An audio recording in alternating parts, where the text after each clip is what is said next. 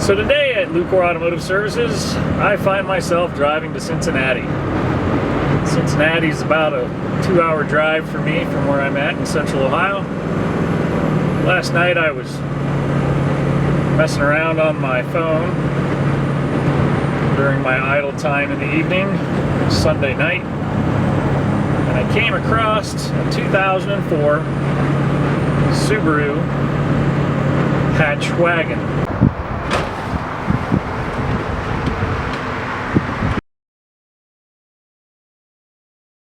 Now, I like wagons, and we in our shop like wagons, and I've had one of these before and it was a lot of fun. The one I had before was a 2.0 turbo, blue, World Rally blue, really nice car. We sold that to a fella here in town, and I think it's still running around actually. We bought it with a blown motor, and I built a new motor for it, put it all together. We did a front mount intercooler on it, and those guys are about to hit each other. Yikes. And that car turned out really nice. We did a couple Foresters after that. And I've been in the process of putting together another Forester. It's a 2.5 liter turbo block with forged pistons, forged rods, a new nitrided crank, king bearings. It has some lightly worked 2.0 heads, ARP head studs. So it's got all the makings for a really nice little power plant. So I found this car. It's a 97,000 mile silver WRX hatch wagon with a blown motor. So we're going to go down here, we're going to see what we find and see if it's worth bringing home with us. Hopefully it is. Hopefully I'm not just burning up 4.5, 5 hours of my day for absolutely nothing. But sometimes you show up and the car is a piece of garbage and you walk away. That's the way it works. So I made it back with my new project, 2004 WRX wagon, hatchback, stick shift, 2.5 turbo block, 2.0 cylinder heads, and you're about to hear why I got it so cheap.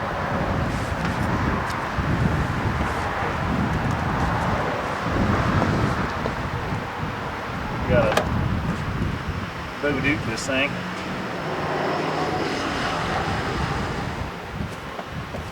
Stupid trailer fenders.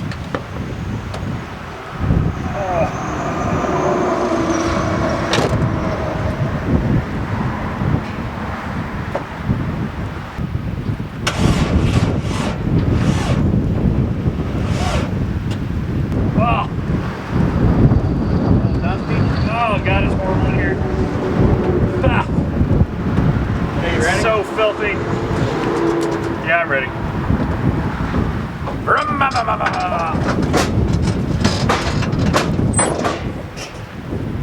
So the story on this car is it has a 96,000 original miles. The fella I bought it from owned it for the last 12 or 13 years, and it was his daily driver. Now he also used this car at track events up at Mid-Ohio, and that's where this car broke down. So he was running the course. He said he lost power. He started to slow down, and when he slowed down, he started to hear a rod knock. So he's like, you know what? I've gotten my money's worth out of this car. It's time to sell it. Now, this is a little bit special of a car because it's actually had a 2.5 short block installed with the 2-liter heads, and we call that a hybrid block. So it's got bigger displacement than factory, but it runs just like the stock car. The bigger displacement is compensated by the fuel injection system. The car ran and drove great for several years with this setup. So he slowed down on the back stretch of Mid-Ohio. Here's the rods knocking. He shuts it down. He listed it up for sale. Ironically, I went out and jump-started this car this morning, and it made noise. Sounded like rods knocking, and then it went away. And any of you who know about rods knocking, it doesn't go away. So the question is the engine hurt? If it is, then it's no big deal. I've got a forged long block to put in it. But my original thought was that the turbo went bad while he was running the chorus, which took out the bottom end of the engine. It's actually pretty common on these. But now I'm actually thinking the timing belt skipped time and the timing belt is starting to disintegrate on this engine. Yet the car runs and drives and it does not miss. So the battery's pretty much dead. So I'm going to charge the battery up. We're going to fire the car up. And I'm going to pull the inspection covers off of the cam covers to take a look at the belt. And I may just string a belt on this thing, put it all back together so I can do oil pressure checks, and I'll check end play on the turbo and make a few other things, and then we'll decide what needs to be done to this car before I pull this engine out and just condemn an engine without doing any diagnostic.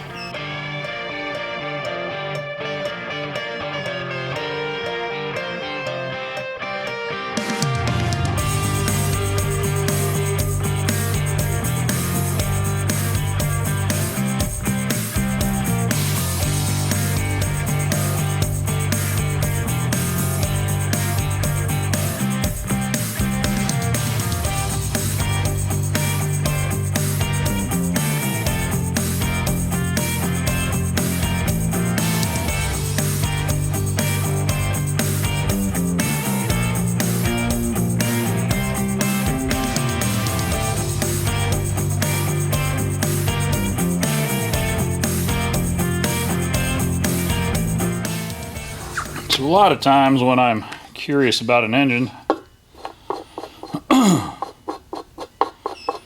will cut the oil filter open to take a look inside, because it will tell me quite a bit about the engine's integrity.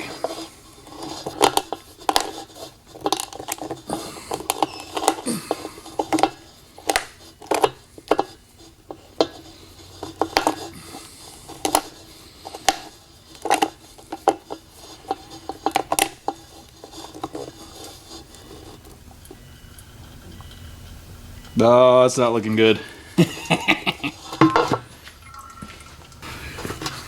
The glitter of death. The motor's done.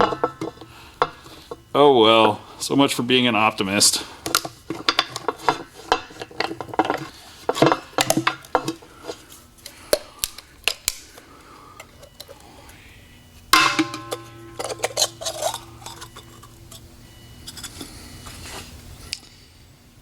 I would say at the very least there's a lot of metal in there.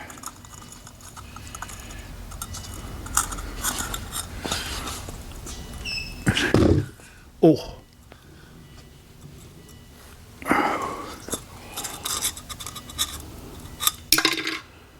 Well, that's not looking very promising. Definitely some brass. Maybe it's just the turbo that went bad, but even so, there's metal throughout this motor. So more than likely, this motor will need to come apart no matter what, or at least pull the oil pan and clean the debris out of the oil pan. Put a new oil cooler in it, because the oil cooler is full of schmutz. Well, good. Now I know the answer to that question, because it's Sunday morning and I'm getting things ready, and I pulled it around. I pulled the car around and it was knocking, and then it wasn't knocking. I'm like, well, what the heck is that? So I was all optimistic that maybe the bottom end of the motor wasn't bad, because rod knocks don't go away. But there's a lot of metal in the oil filter, so I'm still gonna run a couple more tests. I'm gonna charge the battery up overnight. That way tomorrow when I come in the morning, I can fire this thing up, listen to it, try and pinpoint where the noise is. More than likely, engine's coming out, forged internals, 2.5 block with 2.0 heads. Hybrid motor will be going back into this car with headers and some other things, because why would you restrict the awesomeness of a hybrid 2.5 with all that restrictive exhaust? So this may end up being a dedicated track car. We'll see what happens as time goes by. All right, let's see what this thing sounds like.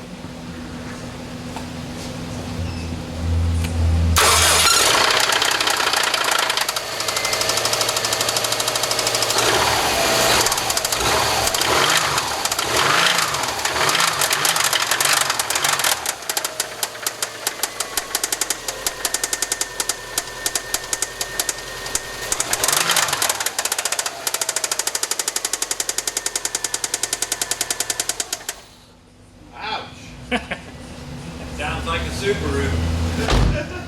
I think it needs a motor.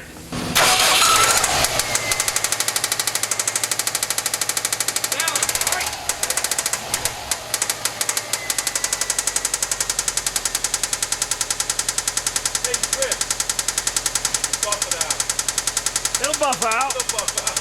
The Lucas additive is probably fixing that. Find the metal piece that's hitting the movement. I'm pretty sure we can buff that out.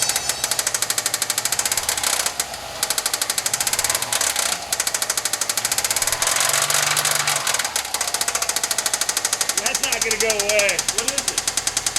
What's that? What is it? Rod knocker. Rod?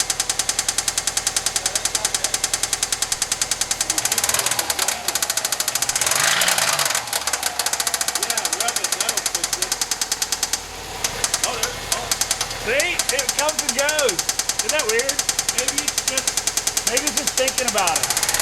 maybe it's not a rod. Maybe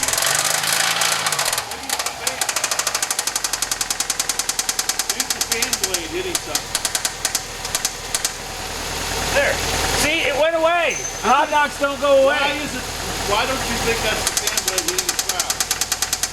It sounds to me like it's something weird. So we definitely have glitter in our oil from brass, which is probably the turbo coming apart.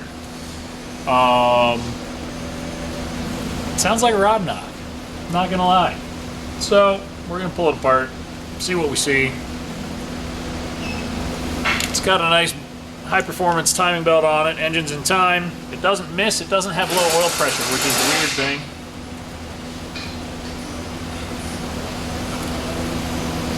So we'll take it apart, see what we see, and then we'll start putting it back together.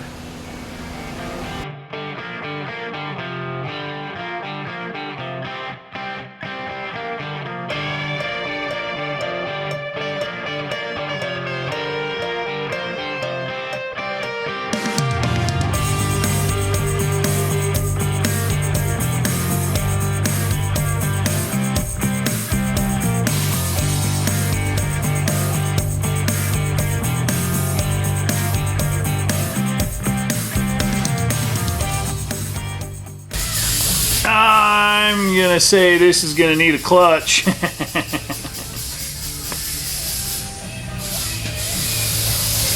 little burnt out. And an engine.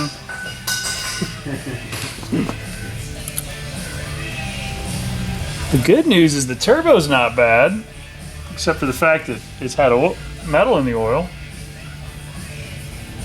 So I'm gonna guess that he rounded a turn and oil starved the oil pump, and it took the bottom of the motor out. Because I was expecting the turbo to be bad. Should have had a circuit track fan on it. I was expecting the turbo to be bad, which took out the motor, but the turbo feels pretty good. Well,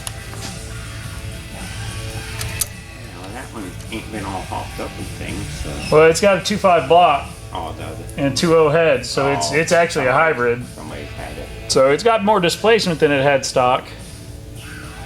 Whatever. So I'll strip everything down and switch what I need to over to the other motor. We'll drop her back in there.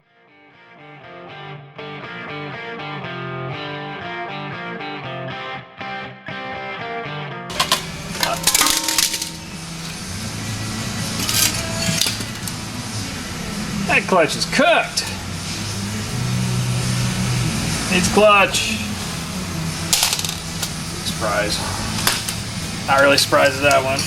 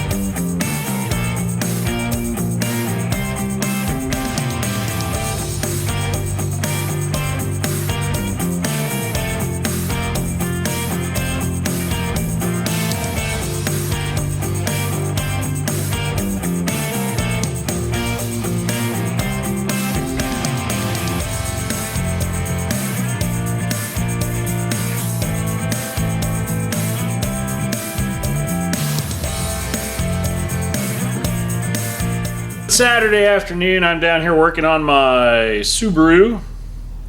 This is a 2.5 turbo block with 2-liter non-variable valve timing heads.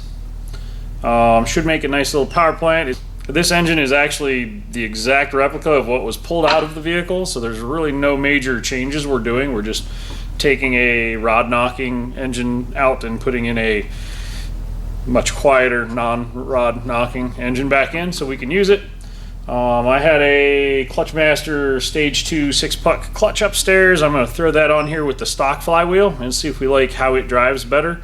We actually ran this clutch on another car with a lightened flywheel, and street drivability, rush hour traffic, it was not fun to drive at all, but I'm hoping with the heavier flywheel it will be a better choice, have better start-stop situations.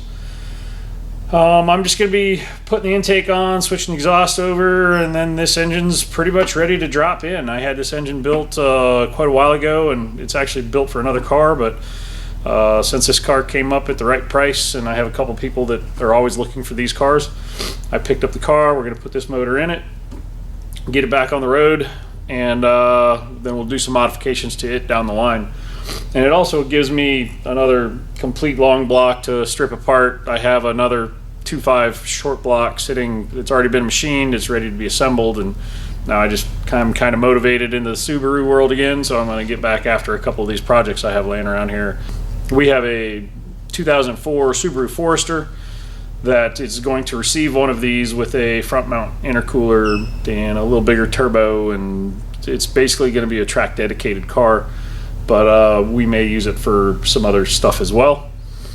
But that's a story for another day. We'll get to that hopefully sooner than later. But right now it's time to get back to assembling this engine for this 2004 Subaru WRX. Because you got to give love to the small Subaru hatchback wagons, especially when they're stick shift.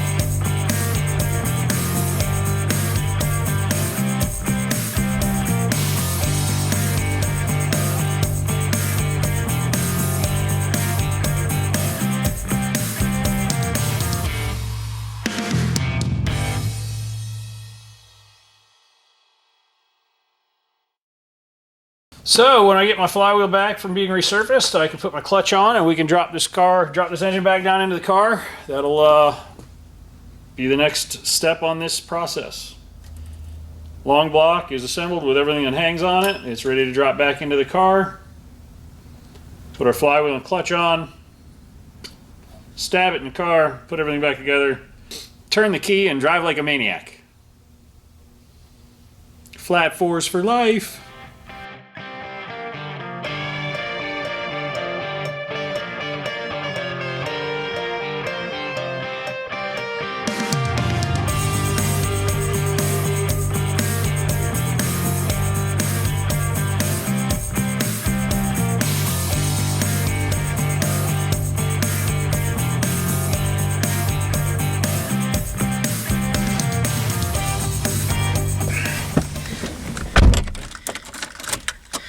Well, new motor's in, and see how this thing works out.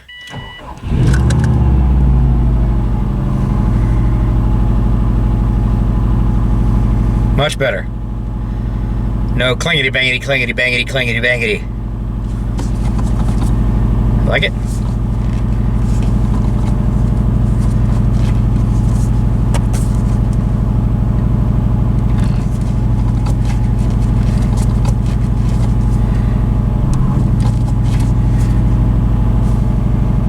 Take her for a test drive.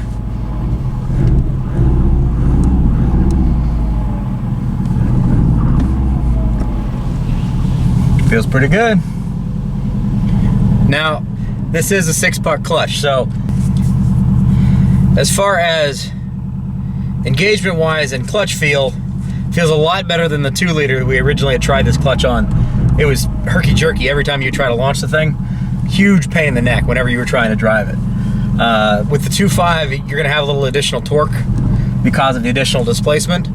It seems like it works better.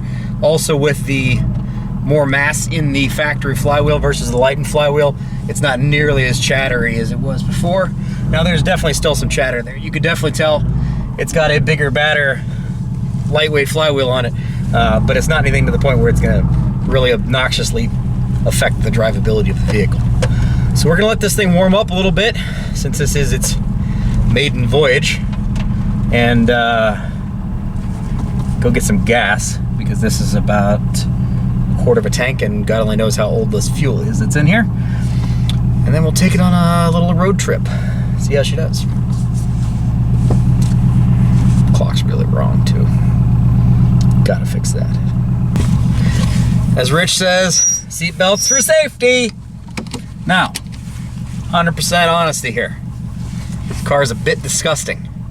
Whoever the previous owner was had a very sheddy dog or did actual grooming in the car. One of the two. Because there is hair everywhere in this thing. So, as long as it survives and behaves itself on its initial road trip here, next step is probably going to be going to Performance Auto Spa to get a bath. Feels pretty good. Engagement off of the first launch is a little shaky, but it's 6-puck clutch kind of stuff. As far as drivability in between gears, seems perfectly fine.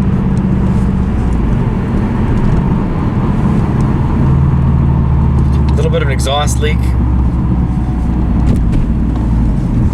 which we will need to address.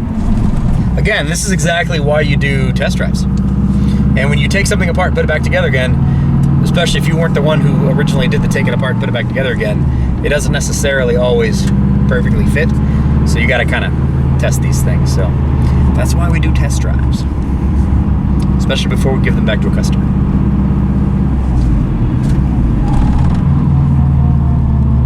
As Rich was saying earlier in the video, we have done a hatch wagon like this before. It was a World Rally Blue car, and something a lot of people really, really love. Those cars are very hard to find in World Rally Blue. Now that was a 2-liter with 2-liter heads that had just been essentially just a bone stock rebuild. Hadn't been anything real serious, but it did have an upgraded turbo, did have ARP head studs in it, and we did do a front mount, intercooler on that car. that was definitely a car that got a lot of attention, but it wasn't in any way the fastest Subaru out there. Also with these 5-speeds, you don't want to get too terribly aggressive with them as far as tuning for power. They do tend to explode over about 350 all-wheel horsepower, and nobody likes a car to explode. So that car was in pretty mild form. This car is again going to be in pretty mild form. It does have the 2.5 block with 2-liter heads on it, so it does displace a lot more than the 2-liter originally did. The 2-liter heads are perfectly capable of flowing all of the air you need to feed one of these things, especially with a stock turbo on it. So it's a little extra oomph with not a whole lot of extra work, so why not? And the ECU that was in this thing was already pre-programmed to handle that tune, so there's nothing we need to do as far as tuning wise goes. So nice thing is, here for a beautiful day in central Ohio, a little bit of a quick drive in the countryside to give it a couple of miles. It's only a 96,000 mile car, so with the new motor and with all the new everything in it, we need to make sure everything is copacetic before we go on a longer drive. So just kind of a quick little around the block. And honestly, we'll just go ahead and end this video with a gorgeous sunset in the country in Ohio. So hopefully you guys have enjoyed this video. We do a lot of work on Subarus. I know a lot of you guys have seen our classic muscle car work. A lot of you guys have seen some of the other stuff we do with like the boosted Lexi and track car prep and all that kind of stuff. But this is another thing we do quite a bit of. So if you do happen to have a Subaru and you are in the central Ohio area needing somebody to be your Subaru doctor, we are here for your needs. So hopefully you guys have enjoyed this video. We are trying to take the bull by the horns here in 2020 and give you guys a lot more content from us. So hopefully you enjoy it. As always, please click on that subscribe button. Feel free to drop us a comment. We always try to get back to people on comments as quickly as we possibly can. And as always, that like button, it's right down there. Please give that a click as well, because we appreciate it and the YouTube algorithm appreciates it. So we will see you on the next one. Have a good one.